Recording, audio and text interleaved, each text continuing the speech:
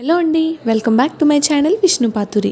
So ఇవాళ మనం mutton curry చక్కగా మంచి గ్రేవీతో మంచి టేస్ట్తో రావాలంటే ఎలాంటి చిన్న చిన్న టిప్స్ ఫాలో అవ్వాలనేది ఇవాళ మనం చూసేద్దాం. ఇప్పుడు మనం కుక్కర్ పెట్టుకుని దీంట్లో 4 నుంచి 5 టేబుల్ స్పూన్ల వరకు ఆయిల్ వేసుకుని ఒక 3 పెద్ద సైజు ఉల్లిపాయలు కట్ చేసుకుని ఇలా వేయించుకోవాలి.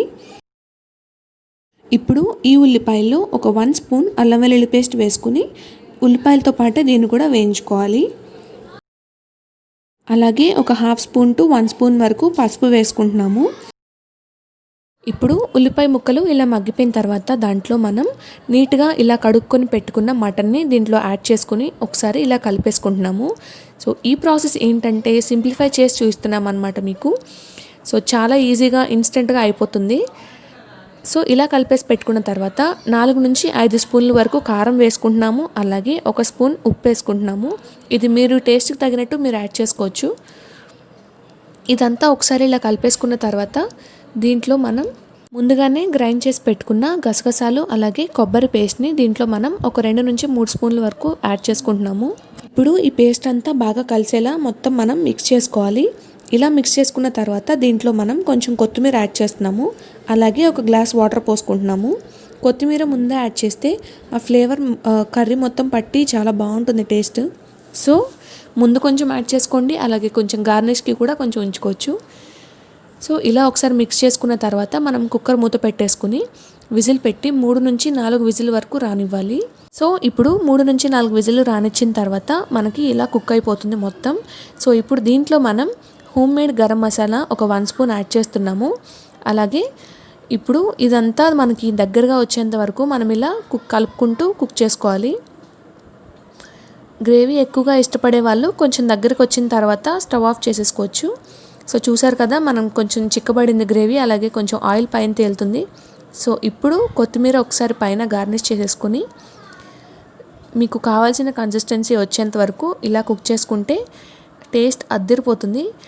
టేస్ట్ మనకి ఎన్హాన్స్ అవ్వడానికి ఈ గ్రేవీలో మెయిన్గా గసగసాలు అలాగే కొబ్బరి పేస్ట్ బాగా యూజ్ అవుతుంది.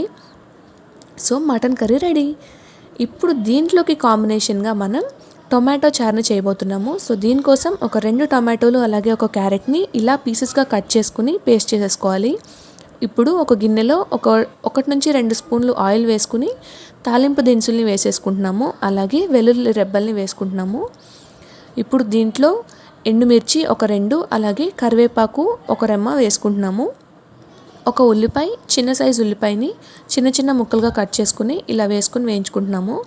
అండ్ ఇప్పుడు పట్టుకుని పెట్టుకున్న టొమాటో క్యారెట్ పేస్ట్ కూడా యాడ్ చేసుకుంటున్నాము.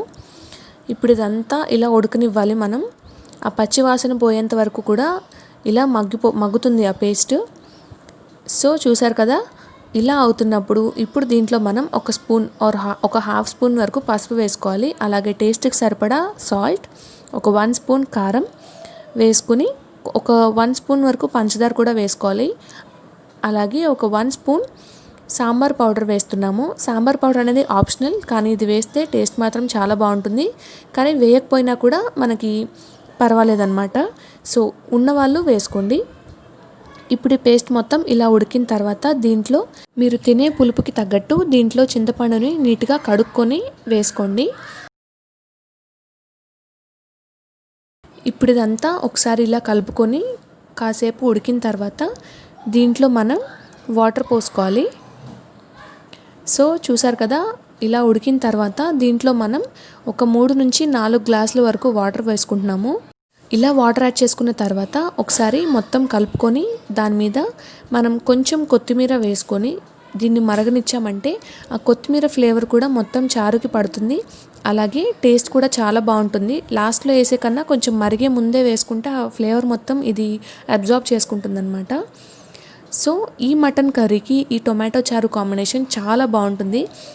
సో సాంబారే అవసరం లేదు, అలాగే పప్పుచారే అవసరం లేదు. సింపుల్గా ఈజీగా ఈ టొమాటో చారు ట్రై చేయండి. ఎలా ఉందనేది మీ ఫీడ్బ్యాక్ నాకు కామెంట్ సెక్షన్లో షేర్ చేయండి. So please do like, share and subscribe to my channel. Thank you.